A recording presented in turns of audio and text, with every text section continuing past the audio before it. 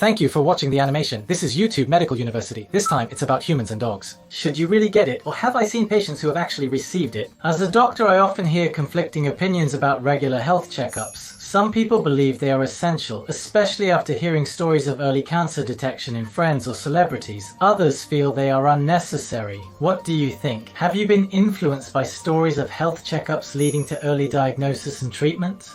I've never had a full body checkup myself and don't really think about getting one. However, I do consider getting specific cancer screenings. If you're wondering about the difference between a full body checkup and cancer screenings, please watch this video until the end. Some of these checkups can cost around 30,000 yen or even 100,000 yen. There are cases where people get a full body checkup and even if nothing is found, they end up discovering some unnecessary abnormality, which leads to further tests causing physical and mental stress. There are risks like this with full body checkups. Also, there is no solid evidence that people who get full body checkups have a lower mortality rate compared to those who don't, especially since these checkups are not strongly promoted by the government. In Japan, if you think about going to the hospital, you can easily find one nearby, and in many cases you can get seen the same day.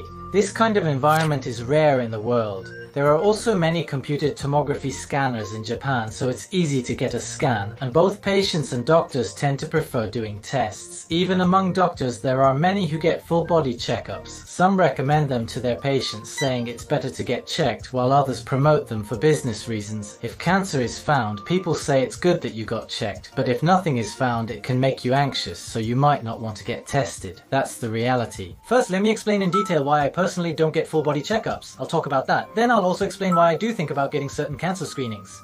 I want to explain about cancer screenings as well. So, as a practicing general practitioner, I'd like to share tips on improving your health starting tomorrow and discuss common health misconceptions, all from my perspective at YouTube Medical University. To ensure you get accurate information, we only share the most important facts. Subscribe to the channel to avoid missing new videos.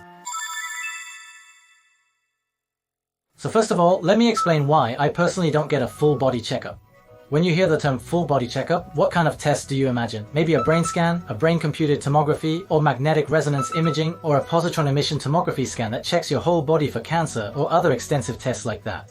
This time, I'll define what a full body checkup is. For example, there's the positron emission tomography scan. Do you all know about positron emission tomography scans? It's a test where your whole body is scanned, and if there's something like cancer, it lights up red, so it seems like a really good test. What exactly is it looking at? Well, cancer cells use a lot of energy, so instead of regular sugar, they use a special kind of sugar called a radiolabeled glucose. In a positron emission tomography scan, this radiolabeled glucose is used, and the areas that light up are the ones where cancer cells are actively consuming the sugar. That's how the test works. Sometimes it's combined with a computed tomography scan and called a positron emission tomography. Computed tomography. When you think about it, it sounds really appealing, right? You can check your whole body and maybe catch cancer early. But there are also a lot of drawbacks. One point is the cost. Positron emission tomography. The first issue is radiation exposure. During the process of a positron emission tomography scan, you are exposed to radiation, so even if it seems harmless, if you undergo the scan many times, your cumulative radiation exposure increases and your relative risk of cancer goes up. Also, just because one spot lights up red, it doesn't necessarily mean it's cancer. Sometimes normal tissues also take up glucose due to the body's metabolism, which can cause concern when they light up on scans. However, further examination often reveals it's not serious. False positives can occur, leading to unnecessary additional tests and costs when something is mistakenly identified as malignant. Third, getting a self-paid positron emission tomography. Computed tomography scan can cost nearly 100,000 yen, which is quite expensive. Fourth, let's discuss the liver.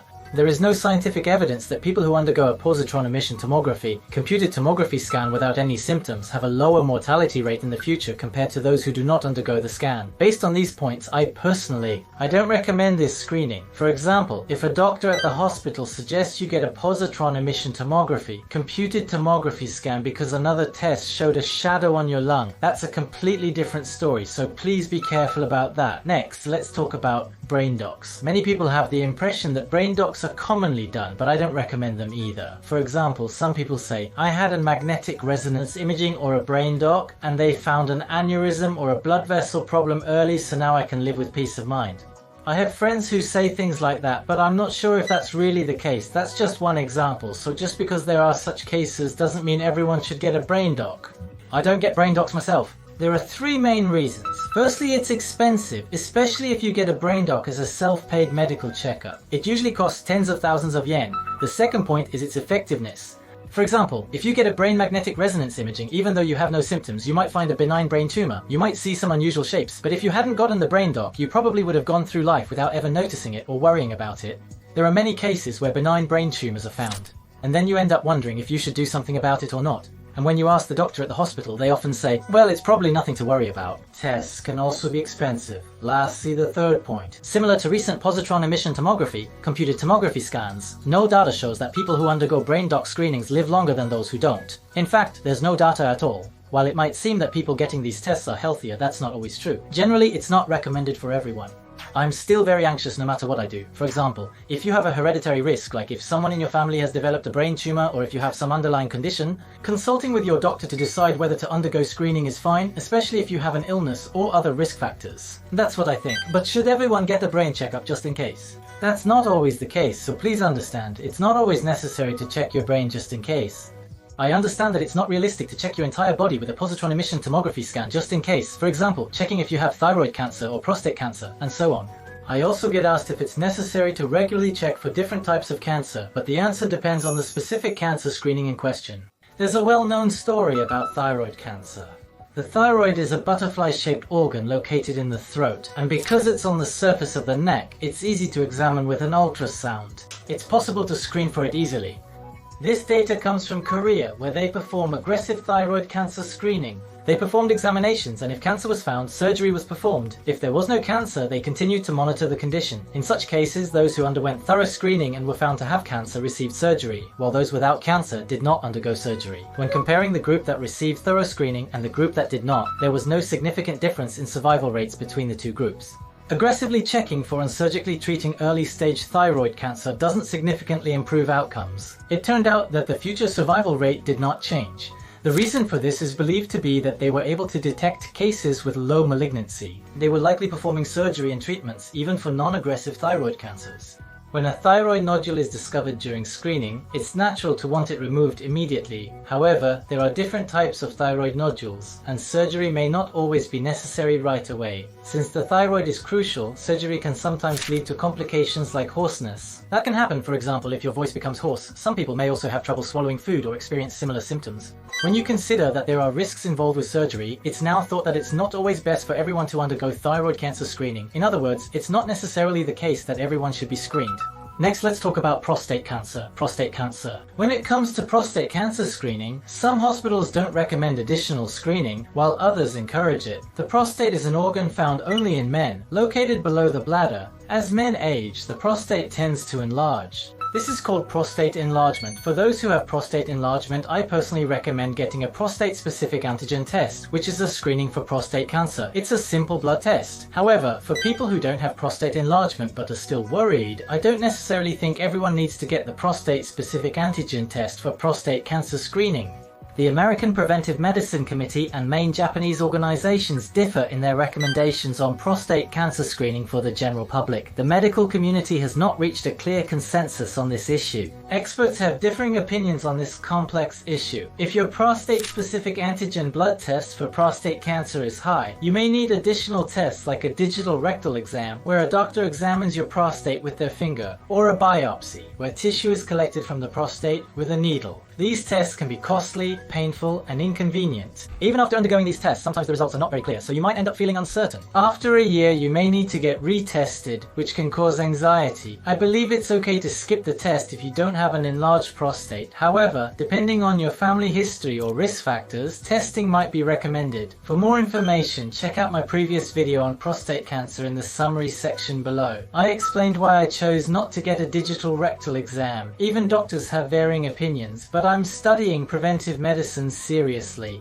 Sensei, the seniors around me. Many doctors around me say full medical checkups aren't necessary. However, as my personal policy, I want to be flexible and take all available tests. For those with strong beliefs, I don't try to stop them. Also, there's no data showing that people who take all the tests live longer, so that's all there is to it. I think it's best to decide whether or not to get tested after discussing it with a doctor you can trust and understand.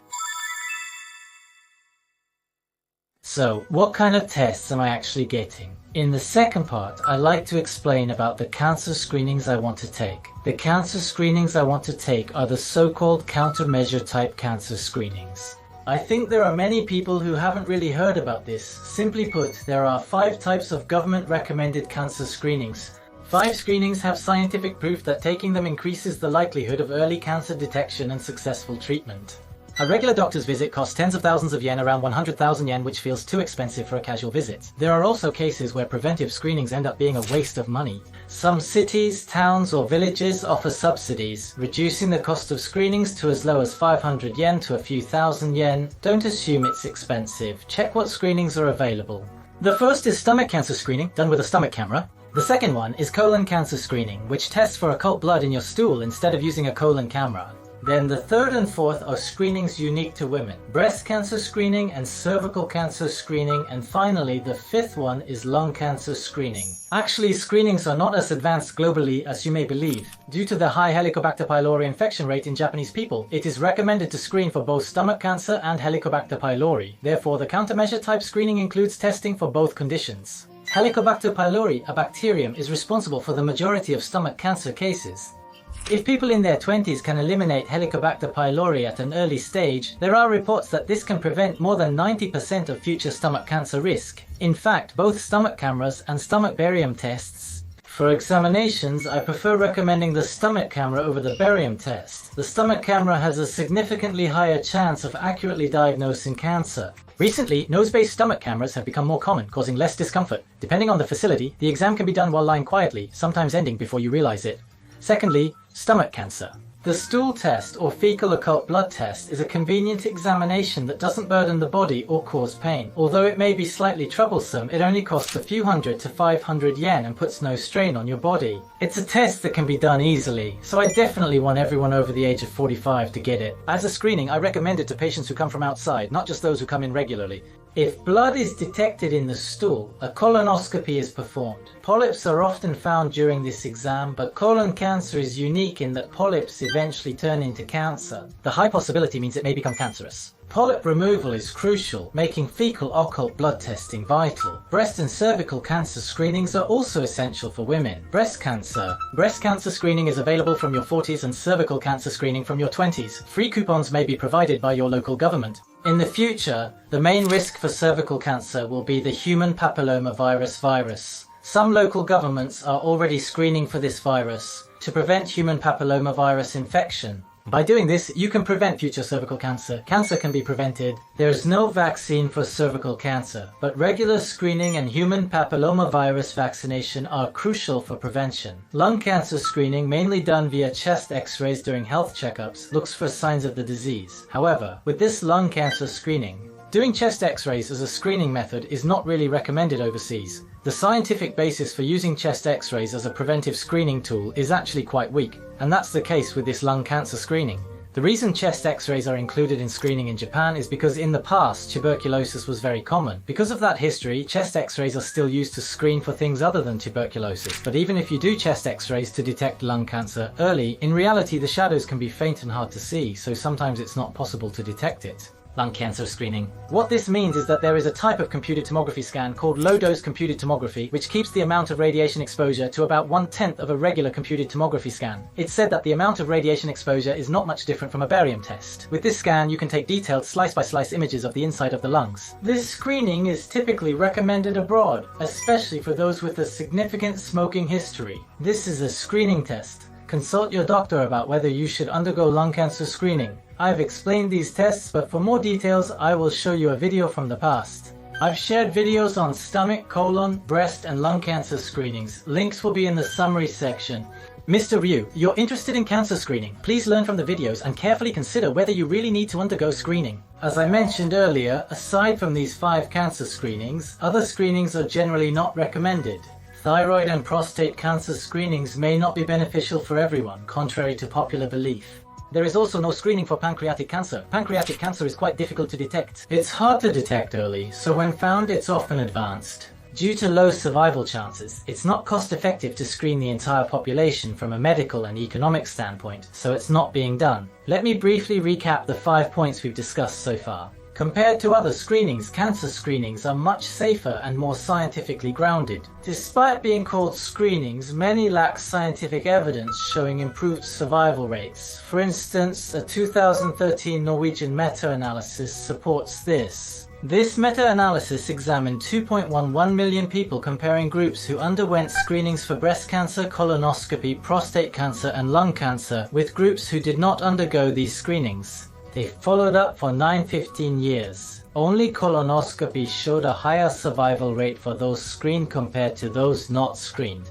Mammography for breast cancer, prostate-specific antigen testing for prostate cancer, and computed tomography scans for lung cancer showed no significant difference in overall survival rates between screened and unscreened groups. As the study was conducted in Europe and the United States, results may not apply to Japanese people. The study looked at overall survival rates, so deaths from other causes should be considered. The lung cancer mortality rate was lower in the group that underwent screening compared to the group that did not receive screening.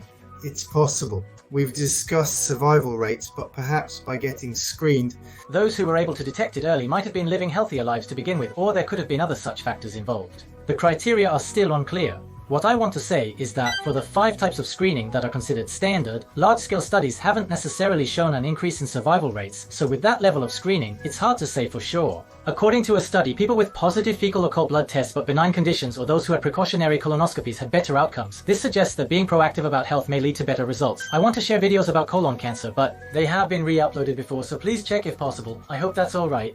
This time, the topic is whether humans should get dog vaccinations. Personally, I haven't received a dog vaccination myself, but are there any issues with dog vaccinations for humans? For example, concerns about side effects, the risk of mistakenly becoming positive, and of course, the cost. There's also the psychological burden if you end up testing positive, and the fact that just getting tested doesn't necessarily increase your survival rate. I wanted to introduce these points, that's why I personally want to receive. While introducing 5 types of screening tests that are considered effective as preventive measures, for example regarding lung cancer screening with low-dose computed tomography scans, it is not globally recommended. In large-scale studies, it has been questioned whether all 5 of these screening tests actually increase survival rates, and the answer is that they do not necessarily do so. I introduced some very interesting and in-depth research on this topic. I realize this might have been a bit difficult to understand, but please feel free to listen to this video as many times as you need, take notes and jot down any questions you may have. If you listen to the video multiple times, I would be happy.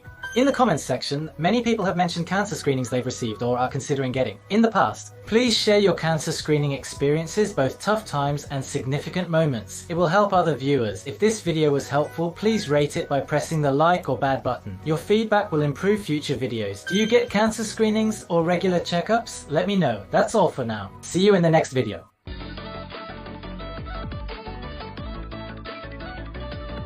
Thank you very much for watching.